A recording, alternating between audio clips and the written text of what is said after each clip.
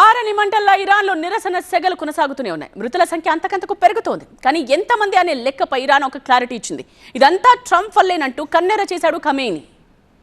అంతర్గత అల్లర్లతో అట్టుడికిన ఇరాన్లో జనం పిట్టల్లా రాలారు. డెత్ టోల్పై క్లారిటీ లేదు. ఆందోళనలు అణిచివేతల్లో 10,000 మందికి పైగా చనిపోయారనే కథనాలు షికారు చేశాయి. అయితే ఇప్పటి వరకు 5,000 మంది మరణించారని, వారిలో 500 మంది వరకు భద్రతా సిబ్బంది ఉన్నారని అధికార వర్గాలు నిర్ధారించారని వార్తలు తెరపైకొచ్చాయి.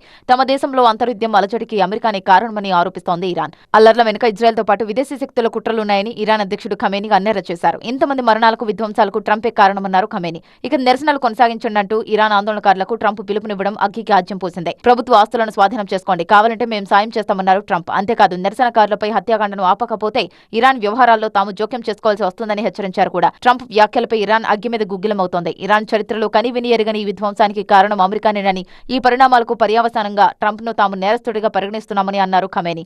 అల్లర్ల కేసులో 800 మందిని ఉరితీయాలనుకుంది ఇరాన్ సర్కార్. అలా చేస్తే ఇరాన్పై సైనిక చర్యలు తప్పవని వార్నింగ్ ఇచ్చింది అమెరికా. అలాంటి టైంలో గల్ఫ్ దేశాల చొరవతో ఆ రెండు అనర్థాలకు కళ్లెం పడింది. అయితే అల్లర్ల వెనక అమెరికా కుట్ర ఉందని, ఇరాన్లో ఆధిపత్యం చెలాయించడమే ట్రంప్ టార్గెట్ అని మండిపడ్డారు ఖమేనీ.